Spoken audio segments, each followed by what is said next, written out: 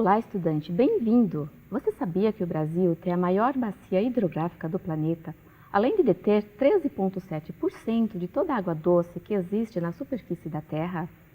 E que, segundo os cientistas, o aquecimento global não poderá ser detido, mas pode ser reduzido. Nesta unidade, você entenderá os conceitos que envolvem os temas a água doce do planeta e o aquecimento global. O que deveria ter sido feito para a preservação da água e as ações que vêm sendo tomadas por alguns países para reduzir o aquecimento global. No decorrer de nossa aula, você vai aprender que, embora o Brasil detenha a maior parte da água doce do planeta, sua distribuição é bastante desigual. No Nordeste, há apenas 3% de toda a água disponível no Brasil, onde vivem aproximadamente 28% da população. A região Sudeste, que tem mais de 100 habitantes por quilômetro quadrado, é abastecida pela bacia do Atlântico Sudeste e detém somente 2,5% da descarga dos rios. No aspecto da redução do aquecimento global, falta vontade política para tal empreendimento. Uma das primeiras medidas a ser tomada seria rever a queima de combustíveis fósseis, pois deveriam ser feitos cortes de nações com níveis estratosféricos de poluição. Por exemplo, nos Estados Unidos, o número de carros por residência continua aumentando. A água é a fonte da vida em todos os ecossistemas terrestres, se não estiver contaminada. A água é necessária em todos os aspectos da vida, sendo que os recursos da água doce constituem um componente essencial da hidrosfera da Terra e parte indispensável de todos os ecossistemas terrestres. Do total da água do planeta, calcula-se que 97,6% são águas salgadas de mares e oceanos. Do total de apenas 2,4% são água doce e uma parcela ínfima dessa porcentagem é constituída de rios, lagos e pântanos. O restante está presente no subsolo ou congelado em calotas polares. A poluição das águas causa vários problemas ao planeta e especificamente ao Brasil. Gera prejuízos à indústria, ao turismo, setores da economia, porém o maior problema é a saúde pública. As doenças transmitidas contaminam dezenas de pessoas por dia, sendo que a maioria crianças de 0 a 6 anos que sofrem com diarreia, hepatite e febre tifoide. As doenças transmitidas pelas águas geram um custo de centenas de milhões de reais ao sistema público de saúde. No Brasil, foi criada a ANA, Agência Nacional das Águas, que é uma autarquia com autonomia administrativa e financeira. Nos seus primeiros anos de atuação, combateu as secas prolongadas e a poluição dos rios. A ANA parte do entendimento de que conviver com a seca não depende apenas da oferta de água, mas, sobretudo, do gerenciamento da demanda, como medidas de prevenção e economia, adoção de regras de racionamento e combate à poluição. Um dos primeiros projetos da ANA foi o PRODES, Programa Nacional de Despoluição das Bacias Hidrográficas, iniciado em 2001. A primeira preocupação era reduzir os níveis de poluição com o objetivo de induzir a implantação de sistemas de gerenciamento de recursos hídricos. A escassez mundial da água tem provocado a construção de aquedutos, exploração e até transposição de rios, como a polêmica transposição das águas do Rio São Francisco. A água vem sendo utilizada como mercadoria e, por isso, muitos grupos alertam para o fato de empresas se apossarem de águas subterrâneas, enquanto deixam para o abastecimento da população as águas superficiais mais sujeitas à contaminação. No Brasil, é muito comum toneladas de solos férteis serem perdidos em razão de uma agricultura mal planejada, juntamente com a prática da monocultura extensiva, queimadas e desmatamentos. O que acontece é que a necessidade de aumentar a produção leva os agricultores a utilizarem fertilizantes e agrotóxicos sem algum critério e exageradamente. Esses produtos químicos usados sobre as plantações infiltram-se nos solos, invadindo os corpos d'água da região. Segundo a produção da ONG WWF Brasil, os descuidos não são poucos. O Rio Miranda, no Mato Grosso do Sul, encontra-se afetado pelo assoreamento causado pelo cultivo intensivo de arroz. O aquífero Guarani está contaminado pelos agrotóxicos das atividades agrícolas e o Rio São Francisco carregado de substâncias tóxicas que vêm das atividades de carvoaria. A Conferência das Nações Unidas sobre o Meio Ambiente e Desenvolvimento Humano, que foi sediada no Rio de Janeiro em 1992, elaborou a chamada Agenda 21, que refere-se sobre o século XXI.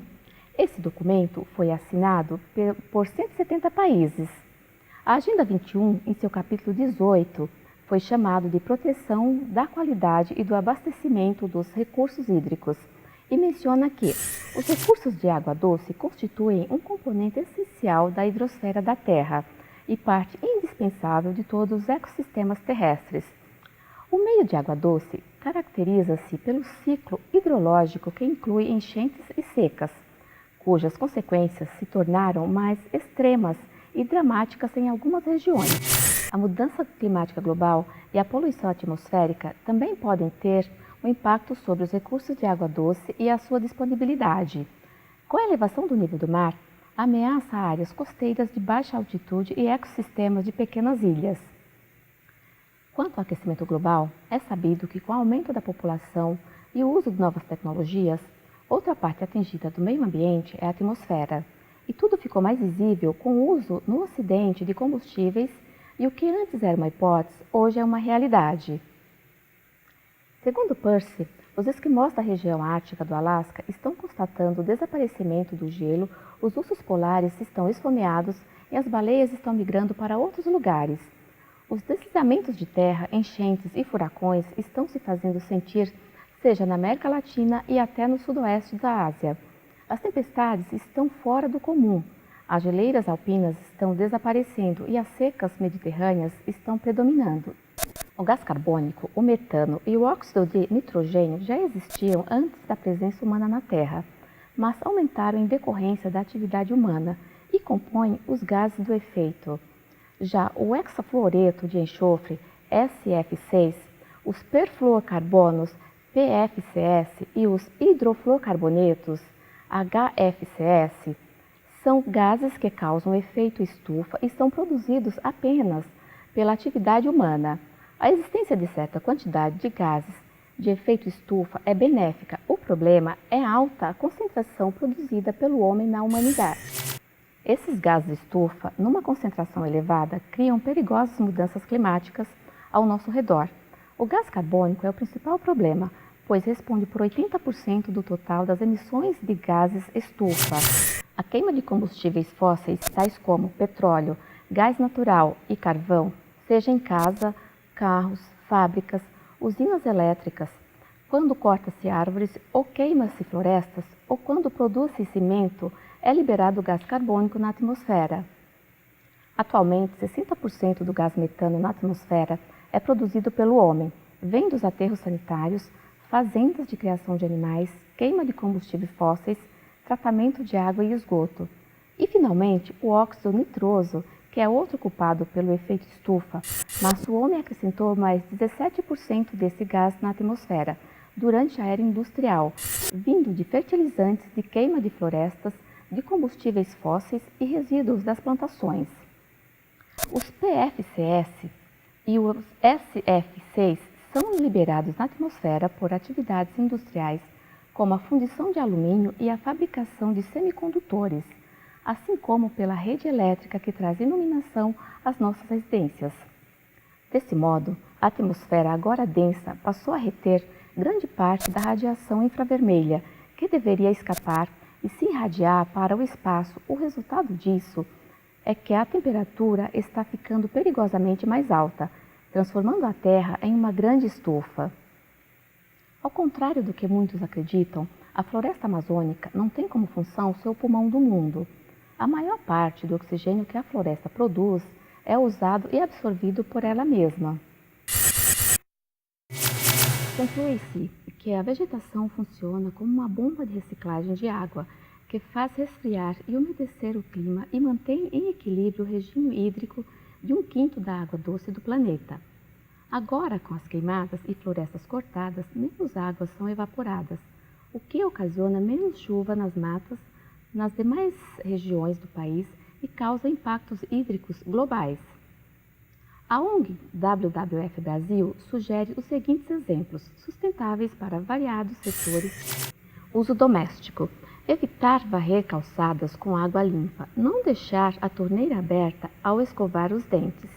Ao fazer a barba, ao lavar a louça, não lavar o carro com a mangueira. Cuidados com torneiras pingando e vazamentos. Uso industrial. Sugere-se o uso da água em todos os processos produtivos. No resfriamento e lavagem de equipamentos, pisos e pátios, banheiros e restaurantes. Porém, evitar vazamentos, equipamentos desregulados, lavagem de pisos e ambientes das fábricas com desperdício. Poluir a água durante a produção e depois devolvê-la sem tratamento aos cursos d'água e pouco investimento em processos de reuso da água. Agricultura. Sugere-se o uso de água na irrigação de todos os tipos de cultura, porém evitar técnicas de irrigação que desperdiçam muita água em vazamentos. Utilizar excessivamente produtos e adubos químicos, jogar embalagens vazias no solo e nos cursos d'água, desmatar áreas de vegetação nativa, de proteção dos cursos d'água e provocar a erosão do solo pelo mau planejamento do plantio. Quanto à questão do aquecimento global, os cientistas concluem que há saídas para a redução da crise climática, porém envolvem custos econômicos e políticos, e para isso a civilização precisa estar preparada. Segundo Cláudio Ângelo, o custo de não agir rapidamente pode ser bem maior. Mas a maioria dos políticos dos países poluidores vivem de imediatismo e estão acomodados. Esses políticos cujas decisões dependem de milhões de empregos e bilhões de dólares, além, é claro, da própria sobrevivência eleitoral, como os chefes de Estado dos países poluidores, precisam de muito mais do que 1 ou 2 gráficos de projeção de temperatura para se convencerem. Para Percy, a duplicação da quantidade de dióxido de carbono na atmosfera aumentará a temperatura global em 1 grau Celsius e os cientistas temem que tal elevação cause uma série de estímulos disparados pelo aquecimento global. O quente fica mais quente. Algumas regiões sofrerão elevações de temperaturas.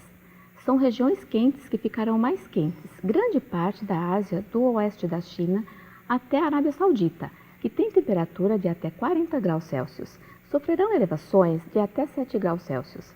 O norte da África e o sul da Europa passarão por grande aquecimento. Diferenças na hidrologia. A circulação entre o mar, a atmosfera e a superfície da Terra se modificarão. A água desaparecerá onde é esperada e aparecerá onde não é esperada, ou seja, se tornará imprevisível. Mais seca. O número de desertos irá aumentar. O fluxo de rios irá diminuir. Poderá ocorrer secas no interior dos continentes. Aumento das enchentes. Quando a evaporação é mais rápida, aumenta-se a umidade do ar, e quando ocorre calor extra, a umidade pode gerar tempestades tropicais mais intensas. E desse modo ocorrerão mais enchentes. Espero que tenha compreendido a importância e os conceitos que envolvem as questões da água doce do planeta e o aquecimento global, bem como possa aplicá-la em seu dia a dia e contribuir para uma vida coletiva melhor em nosso planeta, porque deve ter percebido, ele pede socorro.